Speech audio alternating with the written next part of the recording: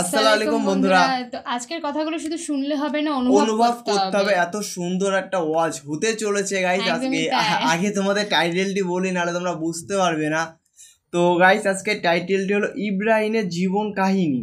আর সেটা কে বলেছে? আমাদের সেই মিজানুর রহমান আজহারি হুজুরের গলা থেকে আমরা শুনতে চলেছি কি হতে চলেছে আজকে। তো এত সুন্দর ভিডিও যদি তোমরা দেখতে চাও তো অবশ্যই আমাদের চ্যানেলকে সাবস্ক্রাইব করে দিও গাইস। সত্যি খুবই সুন্দর সুন্দর ভিডিও তোমাদের জন্য নিয়ে আসছি, আর তোমরা এত সুন্দর সুন্দর কমেন্ট করছো, তার জন্য কিন্তু আমরা সত্যি অনেক ভালোবাসা তোমরা আমাদেরকে দিচ্ছ, সেই অনুযায়ী কিন্তু আমরা ভালো ভালো ভিডিও তোমাদের মাঝখানে আনতে পারছি। তোমরা এত সুন্দর সুন্দর ভিডিওর জন্য রিকোয়েস্ট করছো, সত্যি সেই ভিডিওগুলো বানাতে সত্যি আমাদেরও খুবই ভালো লাগে। একদমই তাই, এক একজন খুব এত দারুণ দারুণ কমেন্ট করে, যে কমেন্টগুলো শুনে আমরা মনে হয় যে না, আমাদের ভিডিও করাটা সার্থক। সত্যি দেখো গাইস, বলতে গেলে দেখো আমি তো ঠিকঠাক করে টাইম পাই না কমেন্টের রিপ্লাই দিতে, তো এই সব রিপ্লাই দেয় ও। তা ও আমাকে বলে যে খুব খুব সুন্দর সুন্দর কমেন্ট করছো তোমরা, তো আমি আমাদের সাথে খুলে দেখি। তো সত্যি গাইস, সত্যি তোমরা আমাদেরকে এত সুন্দরভাবে ভালোবাসছো, তার জন্য অসংখ্য গাইস ধন্যবাদ তোমাদেরকে। তো বেশি কথা না বলে আগে ভিডিওটা দেখতে হবে, কারণ ভিডিওটা ভীষণ ইম্পর্টেন্ট একটা ভিডিও। তো আমাদের মেইন ভিডিওগুলো ডেসক্রিপশন বক্সে চলে আসবে, প্লিজ গাইস তোমরা চেক আউট করে নাও। চলো গাইস, বেশি কথা না বলে আজকের ভিডিওটি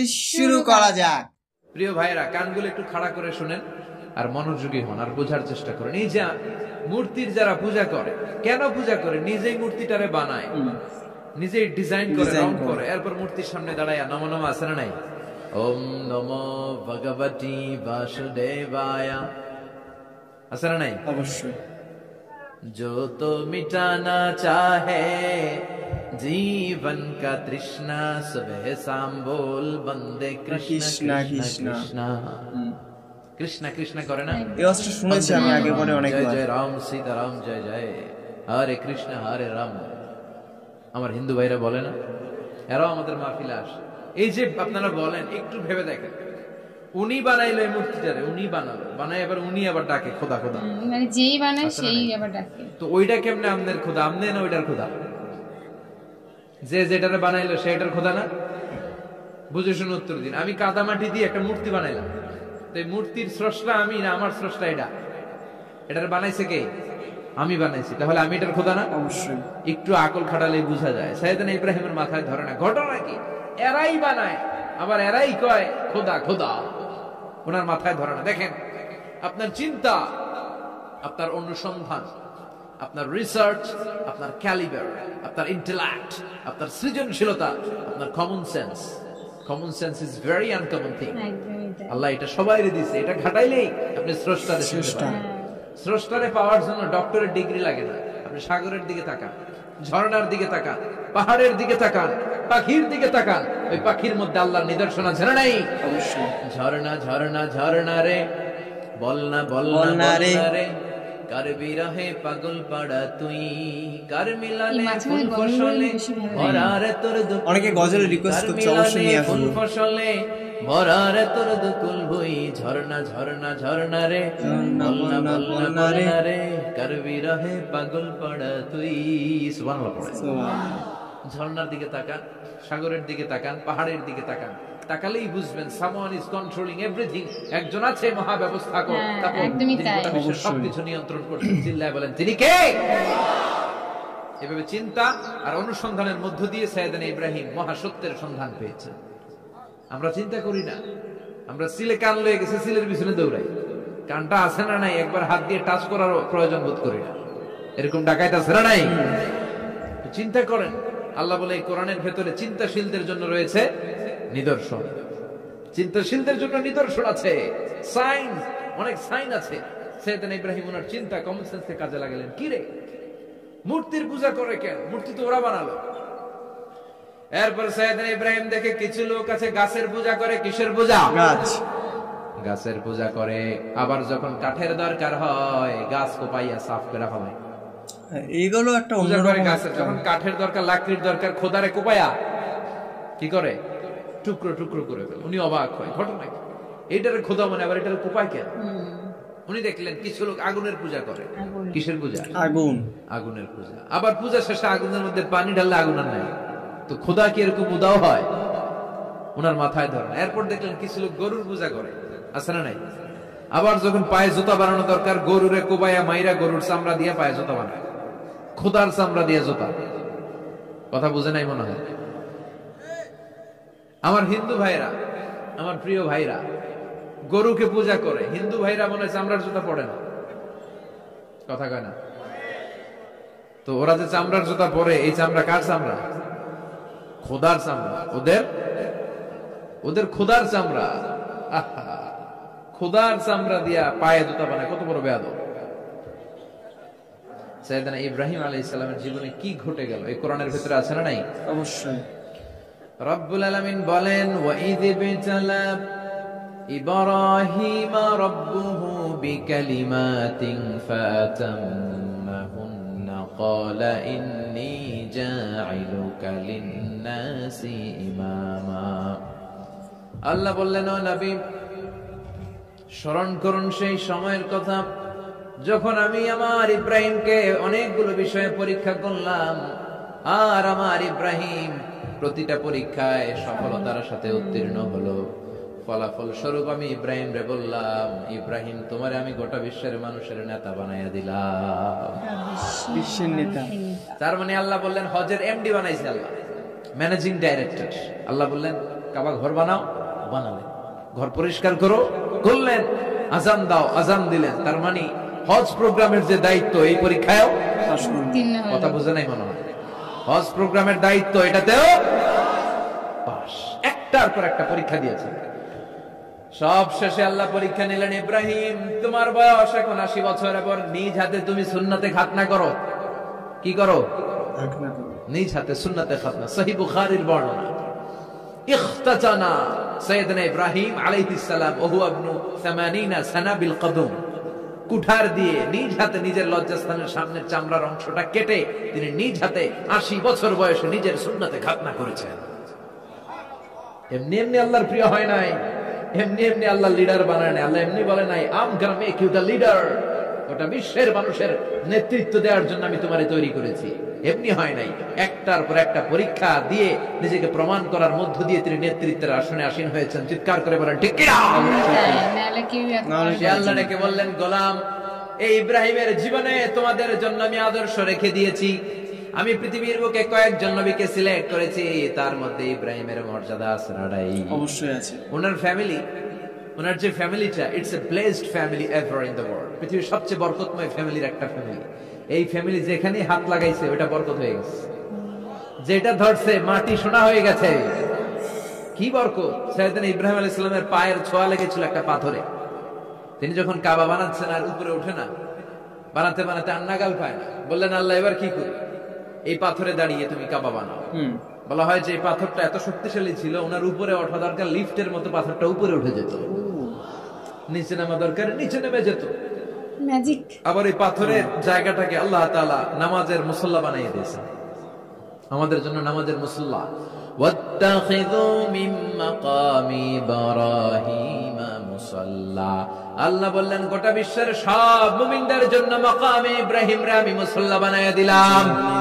বিশ্বনবী যখনই তাওয়াফ করে 2 রাকাত নামাজ পড়তেন, মাকামে ইব্রাহিমের সামনে এসে 2 রাকাত সালাত পড়তেন। আমরাও যারা তাওয়াফ করি, প্রতিটা তাওয়াফের পরে এই মাকামে ইব্রাহিমের সামনে এসে নামাজ পড়তে হয়। জানেন না? পড়ছেন না আপনারা? হাজিরা পড়তে হয়। এই পাথরটা এখনো আছে।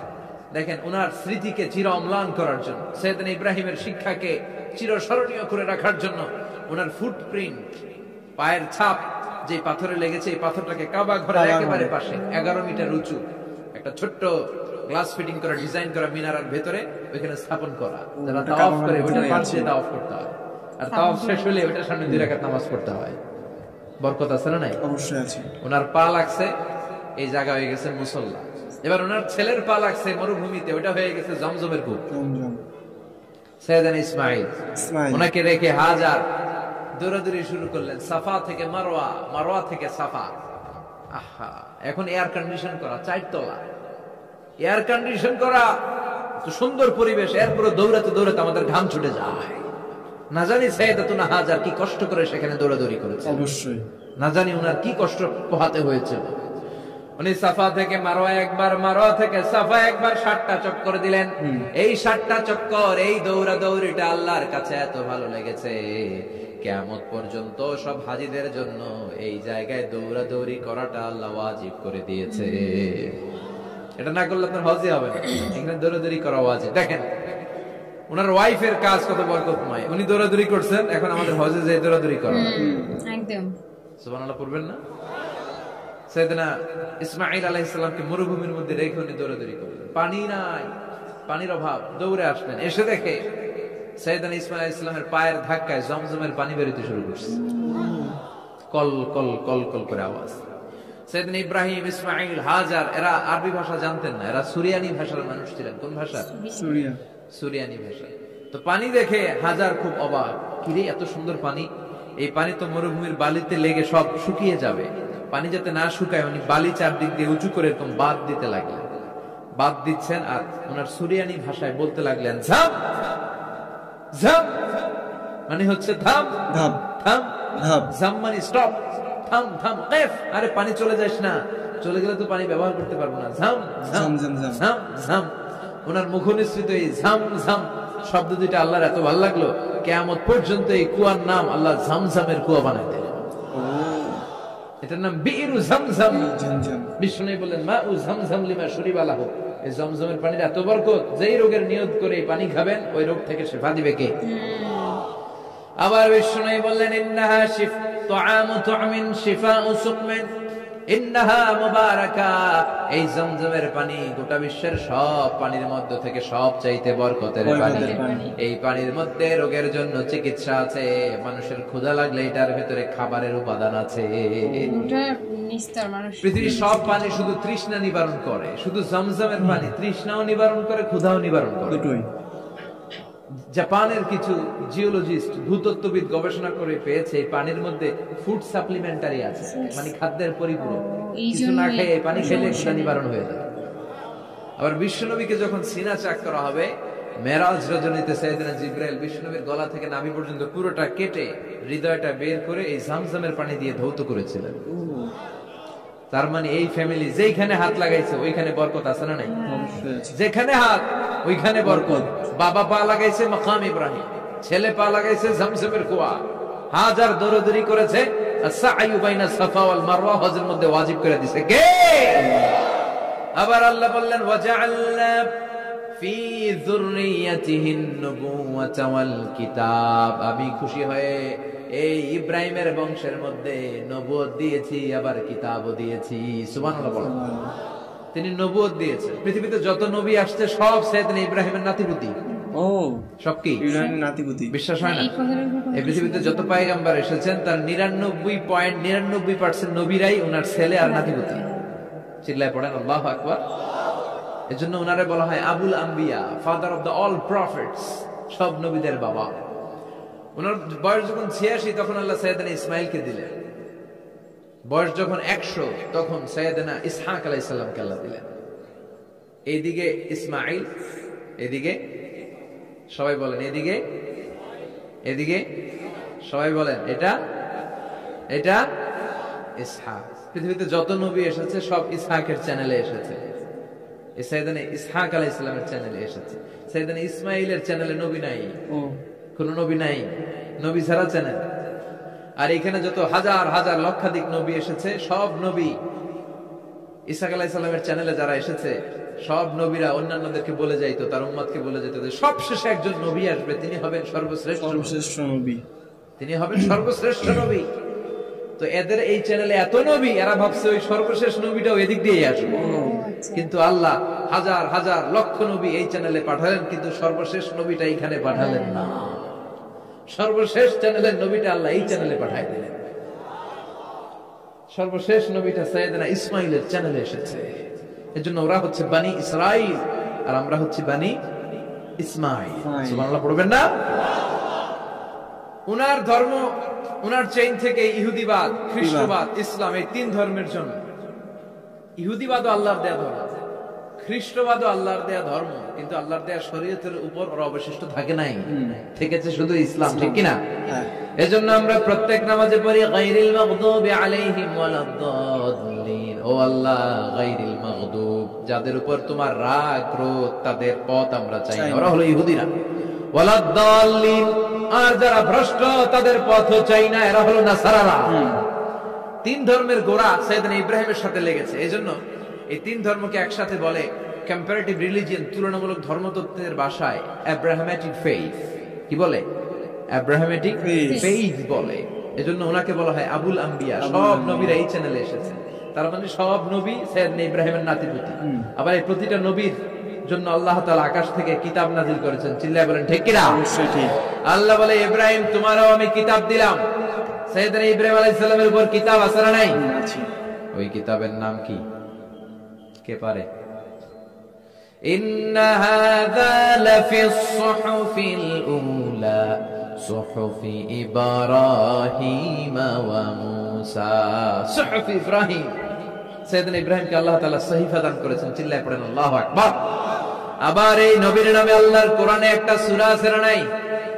কথা কন, কি নাম সূরা? সূরা আলিফ লাম রা। কিতাবুন আনজালনাহু ইলাইকা লিতুখরিজান নাসা মিনাল যুলুমাতি ইলান নূর। সুবহানাল্লাহ পড়েন। আলিফ লাম রা। I have revealed this holy and sacred book unto you in order to lead the mankind out of darkness into the light. ও নবী, আমি এই কিতাবকে আপনার কাছে পাঠিয়েছি অন্ধকারাচ্ছন্ন মানুষগুলোকে অন্ধকার থেকে আলোর দিকে নিয়ে যেতে। এই কোরআনের ভেতরে আলো আছে না নাই? অবশ্যই আছে। সবকিছুর সমাধান আছে না নাই? সমাধান চাও যদি জীবনে মরণে, ফিরে যাও খুঁজে নাও চোখ রাখো কোরআনে। সুবহানাল্লাহ পড়েন। একদম, জীবনে যাই কিছু চোখ রাখবেন কোথায়? কোরআনে। নাকি মোবাইলে, না টিভিতে, না এটিএন বাংলার পর্দায়? আসিতেছে আগামী শুক্রবার রঙিন পর্দায়, চোখ রাখুন এটিএন বাংলায়। এটিএন বাংলায় চোখ রাখবেন? কই রাখবেন? সমাধান চাও যদি জীবনে মরণে, ফিরে যাও খুঁজে নাও চোখ রাখো কোরআনে। ঠিক কি না? If you want the solution this dunya and akhirah, go back, have a look to the holy Quran. সুবহানাল্লাহ পড়েন। কি নবী আল্লাহ বানালেন, ওই নবীর নামে আল্লাহ একটা সূরা দিলেন। আবার আল্লাহ বললেন, ও দুনিয়ার মুসলমানেরা শোনো, তোমাদেরকে মুসলমান বলে নাম করেছে সাইয়েদনা ইব্রাহিম। ঠিক কি না? আবার এই নবী সাধারণ কোন নবী নয়, এই নবী হলো তোমাদের জাতির পিতা। জাতির পিতা। আমাগো জাতির পিতা কেডা? কথা কর আরো জোরে, সবাই মিলে বলেন, মিল্লাত আবিকুম ইব্রাহিম হুয়া সাম্মাকুমুল মুসলিমিন। মিল্লাত আবিকুম ইব্রাহিম, তোমাদের জাতির পিতার নাম, আমাদের জাতির পিতার নাম। ওয়া সাম্মাকুমুল মুসলিমিন, তিনিই তোমাদেরকে মুসলমান নামকরণ করেছেন। আবার আল্লাহ বললেন, আসলিম ইব্রাহিম, তুমি সবাইরে মুসলমান বানাও, আগে নিজে মুসলমান হও। আসলিম ওয়ালা আসলামতু লিরাব্বিল। ও ইব্রাহিম তুমি মুসলমান হও বলার সাথে সাথে ইব্রাহিম বলে, আল্লাহ দেরি নাই, আমি মুসলমান হয়ে গেলাম। ইহুদিরা দাবি করতো সাইয়েদনা ইব্রাহিম নাকি ইহুদি, নাউজুবিল্লাহ পড়বেন না? খ্রিস্টানরা দাবি করতো সাইয়েদনা ইব্রাহিম নাকি খ্রিস্টান। আল্লাহ বলে, মা কানা ইব্রাহিম ইয়াহুদিয়ান ওয়ালা নাসরানিয়ান ওয়ালাকিন কানা হানিফান মুসলিমা। আল্লাহ বলে, আমার ইব্রাহিম ইহুদি নয়, আমার ইব্রাহিম খ্রিস্টান নয়, আমার ইব্রাহিম পাক্কা মুসলমান। হানিফান মুসলিমা, পাক্কা মুসলমান, ওনার ইসলামে কোনো সন্দেহ নেই। এজন্য আল্লাহ খুশি হয়, ওনার একটা উপাধি দিলেন। উপাধিটা হলো লা হালিম। ইন্না ইব্রাহিম লা হালিমুন আওয়াহু মুনিব। আমার ইব্রাহিম সহনশীল, আমার ইব্রাহিম ভদ্র। সুবহানাল্লাহ বলে। আমাদের বাংলাদেশে আমাদের মুসলমানদের মধ্যে এটা সবচেয়ে বড় অভাব, সহনশীলতা আমাদের নাই। কথা কয়, নিজে যেটা বুঝি ওইটাই। আমি তাবলীগ করি, আমি মনে করি আমি হক, বাকি সব বাতিল। এই সমস্যাগুলো বাগেরহাটে আছে না নাই? হ্যাঁ, আমি যদি জামাত ইসলাম করি, আমি মনে করি আমি হক, বাকি একটা দলরা আমি হক বলতে চাই না। আছে না এরকম? অবশ্যই আছে। আমি আহলে হাদিস, আমি হক, আর বাকি যা আছে সব বাতিল। আমি কওমি তো আমি ভালো, আলিয়া সব খালিয়া। কথা কর। আবার আমি আলিয়া, আমি ভালো, কওমিয়া সব শেষ। এই ঠেলাঠেলি এই দেশে আছে না নাই? অবশ্যই আছে। এক ইসলাম, এক নবী, এক কোরআন, এর কোনো সহনশীলতা নাই। সে অন্য নেশাবে পড়ুক, সে অন্য মতদের হোক, সে তো আমার ভাই। সবচেয়ে বড় পরিচয় সেও মুসলিম, আমিও মুসলিম। এই চিন্তাটুকু নাই। আল মুমিনুনা ইখওয়া, ব্রাদারহুড, ভ্রাতৃত্বের এই বন্ধনটা আমাদের মধ্যে নাই। আমরা একে অপরকে গালিগালাজ করতে দেরি করি না, একটু চিন্তা করি না। কাফের বলে ফতোয়া দিতে দেরি করি না। কথা কন, একদম ফতোয়া আছে না নাই? কয় তুই কাফের 10 কারণে, তুই কাফের 20 কারণে, তোর দাদা কাফের, তোর নানা কাফের, তোর পীর সাহেব হুজুর কাফের, আছে না নাই? অবশ্যই আছে। তোর এই কাফের পীর সাহেব মারা গেলে এই পীর সাহেবের যে কবরে শোয়ানো হবে, ওই কবরের উপরে যে ঘাস উঠবে, ওই ঘাস যে গরু খাবে, ওই গরুর যে দুধ খাবে, ওইটাও কাফের, আছে না নাই? হ্যাঁ, খালি ফতুয়াবাজি। আল্লাহ বললেন আমার ইব্রাহিম ফতুয়াবাজি করে নাই। ইন্না ইব্রাহিম লা হালিমুন আওয়াহুম মুনিব, আমার ইব্রাহিম ছিল সহনশীল, ভদ্র একজন নবী। চিৎকার করে বলতে হবে ঠিক কি না? অবশ্যই। আবার আল্লাহ বললেন আমার ইব্রাহিমকে আমি খলিল উপাধি দিয়েছি। ইত্তাখাযাল্লাহু ইব্রাহিমা খলিলা, আল্লাহ বললেন গোটা বিশ্বের মধ্যে থেকে কাউরে আমি খলিল বলে গ্রহণ করি নাই, একমাত্র ইব্রাহিমকে ছাড়া। ইব্রাহিম আলাইহিস সালামকে ছাড়া কাউরে আল্লাহ খলিল বানাইছে না। খলিল মানে বন্ধু, খলিল মানে বন্ধু। সবাই বলেন খলিল মানে। সাইয়েদনা ইব্রাহিমকে বানাইছেন খলিল, আর বিশ্বনবীকে বানাইছেন হাবিব। বিশ্বনবীর কি বানাইছে? হাবিব। আর সাইয়েদনা ইব্রাহিম খলিল। বাপ বেটা, একজন খলিল একজন হাবিব। বাপ কা বেটা সিপাহী কা ঘোড়া, কুছ না হতো থোড়া থোড়া থোড়া, ঠিক কি না? অবশ্যই। বাপ ভালো তার বেটা ভালো, তাই মা ভালো তার ঝি, গাই ভালো তার দুধ ভালো রে, দুধ ভালো তার ঘি। একদম একদম। বাবা যদি ভালো হয় ছেলে ভালো, মা যদি ভালো হয় মেয়ে ভালো, গাই যদি ভালো হয় দুধ ভালো, দুধ ভালো তো ঘি ভালো। কথা বলে। সত্যি গাইস ভিডিওটা সত্যি অনেক ভালো। আর তোমাদের কেমন লাগলো তোমরা অবশ্যই কমেন্টে জানিও। একদম পুঙ্খানুপুঙ্খ সমস্ত কথা একদম এখানে ডিটেইলসে বলে দিও। হ্যাঁ, এখানে তুমি সমস্ত মানে পুরো নবীর জীবনের থেকে আরম্ভ করে ইসমাইলের জীবন, তারপরে অনেক কিছু এখানে শেয়ার হয়েছে, কি হয়েছে না হয়েছে সমস্ত কিছু।